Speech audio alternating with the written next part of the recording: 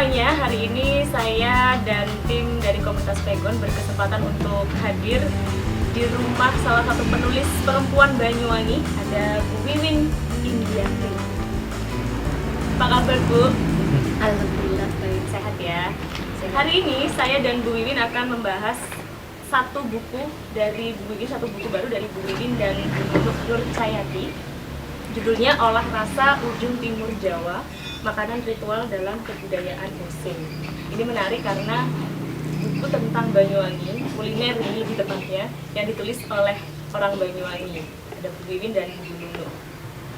Bu Wiwin ini salah satu buku yang tidak baru ya, maksudnya tema kuliner nggak baru ya tulisan ini, Tapi di Banyuwangi belum banyak dibahas tentang makanan ritual di kebudayaan Osing. Tentunya Banyuwangi kita kenal punya banyak ritual, punya banyak sekali kebudayaan yang di satu ritualnya selalu ada yang namanya makanan khasnya atau masakan hidangan khasnya.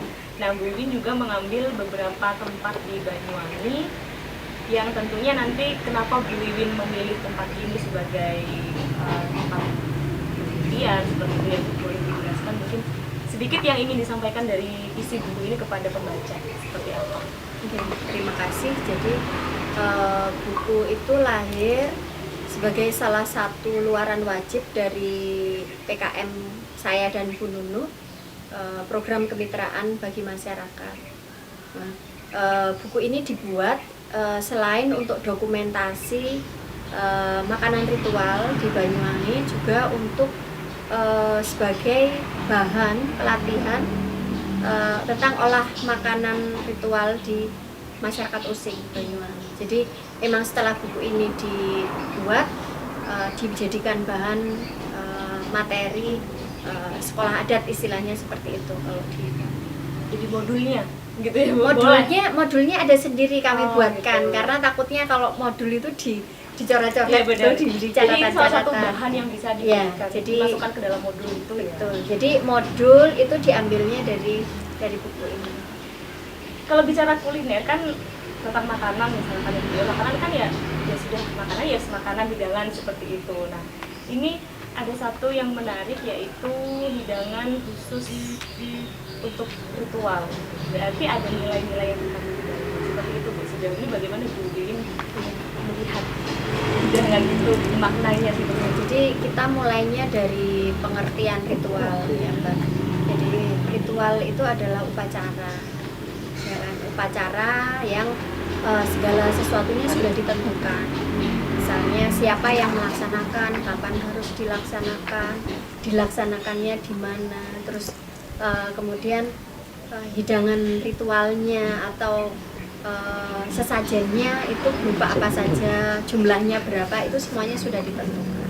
Nah, kenapa fokus kami itu pada makanan ritualnya? Karena ternyata makanan ritual itu, kalau posisinya dalam ritual itu adalah sesuatu yang sangat vital, termasuk yang wajib ada. Nah, artinya makanan kemudian memiliki ajang values itu nilai-nilai di luar dirinya. Ya, jadi dari makanan ternyata kita bisa melihat misalnya kebiasaan seseorang, ya, tingkat teknologi yang dimiliki oleh misalnya masyarakat yang melakukan ritual atau memasak hidangan ritual tersebut. Jadi cara pandangnya terhadap kehidupan. Jadi terhadap kehidupan alam sesama itu bisa dilihat dari makanan yang mereka sajikan pada saat ritual. Jadi menurut saya itu sesuatu yang menarik yang mulai ditinggalkan. Saya bilang mulai ditinggalkan karena ya tidak banyak yang membahas ya. Konteks Banyuwangi maksud saya. Di sini kalau hidangan ritual gitu orang kata wah gitu ya, serem gitu.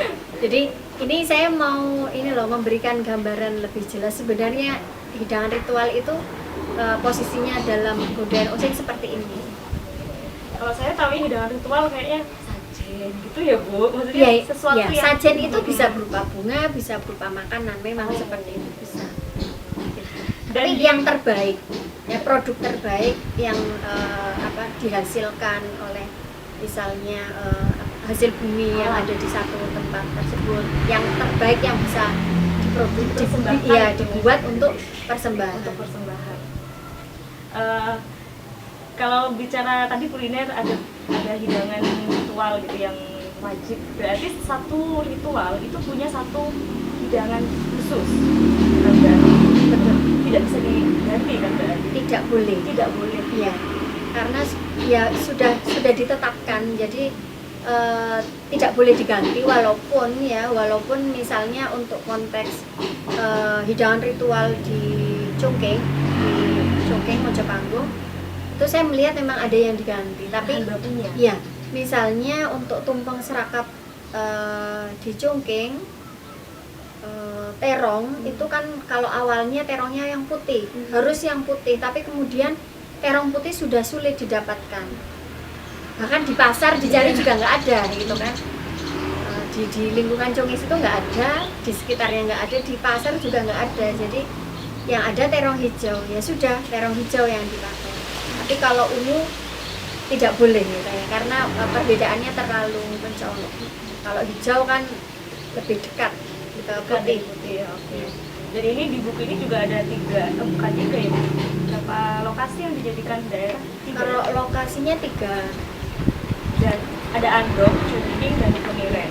Dusun Andong di Desa Taman Sulu, kemudian lingkungan Cungkeng di Desa Mojopanggung, dan di Kemiren.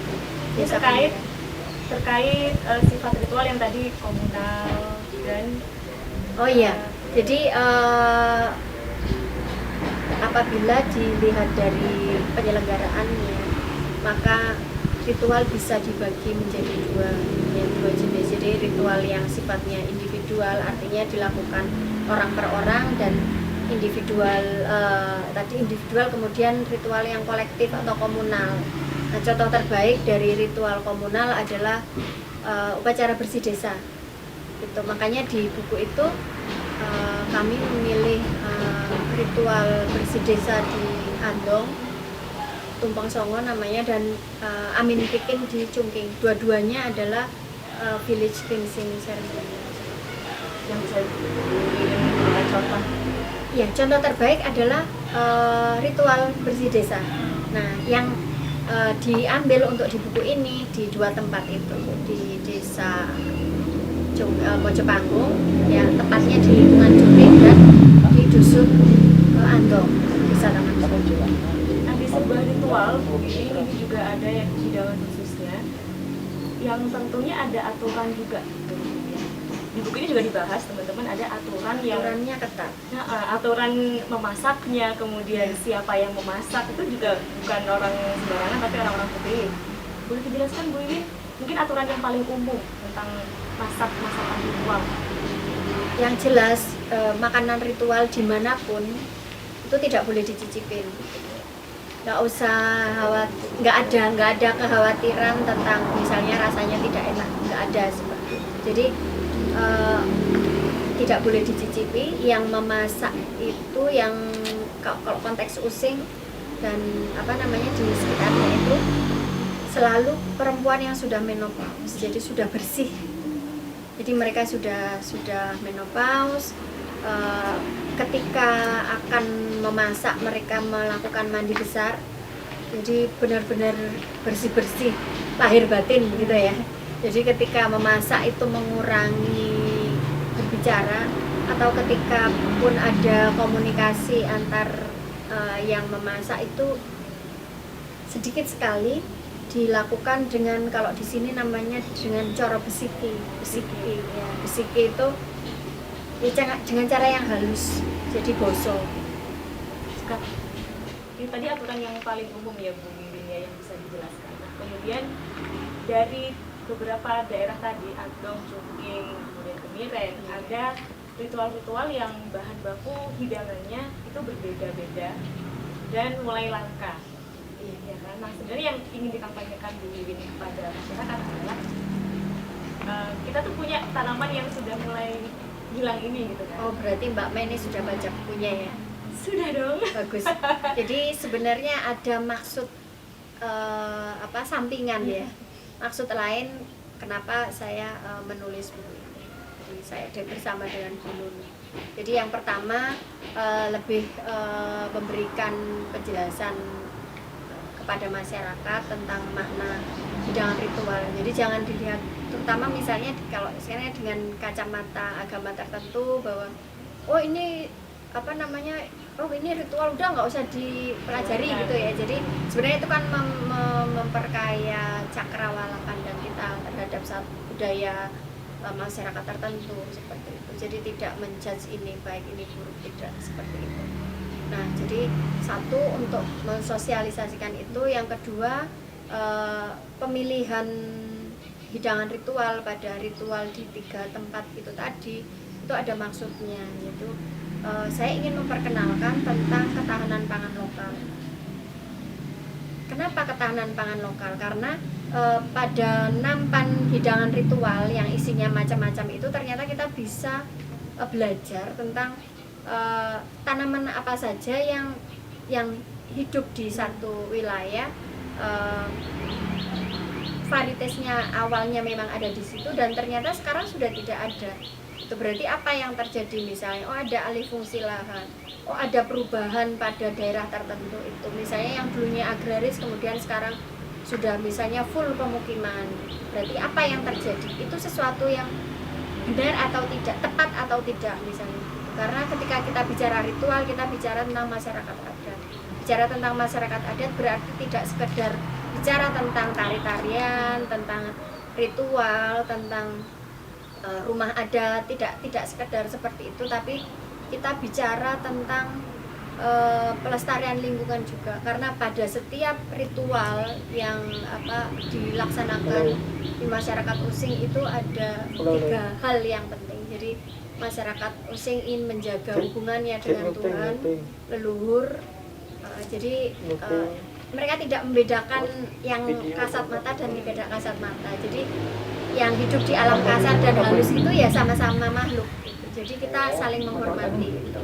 Kemudian menjaga hubungan dengan sesama manusia, karena ketika kita makan hidangan ritual tidak pernah kita makan sendirian, selalu bersama gitu. Jadi hidangan yang sama kita nikmati dengan cara yang sama, bersama-sama pada saat yang sama.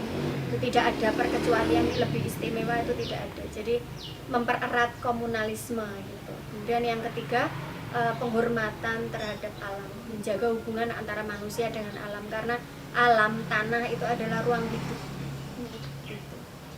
Kita bicara tentang masyarakat adat berarti hubungannya dengan tanah itu sangat sangat erat. Alam bagi mereka adalah ruang hidup yang harus dijaga. Jadi tidak sekedar ngomongkan tari-tarian seperti itu. Kira-kira seperti itu. Seperti itu. Jadi akan selalu ada kebaikan dari alam yang terjaga, mungkin ya. Betul ya. Ini bukunya alam terjaga sekali. Manusia bahagia. Manusia bahagia. Bukunya menarik sekali, kawan. Jadi olah rasa ujung timur Jawa ini bisa dibeli di Barisan Pemuda Adat Nusantara. Komunitas Pegon juga. Oke, itu lebih baik. Terima kasih Bu Wiwin sudah terima kasih mau mengulik sedikit tentang bukunya. Nanti bagaimana jelasnya atau lebih lanjutnya isi tentang buku silahkan dibeli, silahkan dibaca. Dan pesannya seperti yang ada di halaman ini, saya senang sekali. Jangan makan sendirian, gampang dilanda badai kenangan. Terima kasih.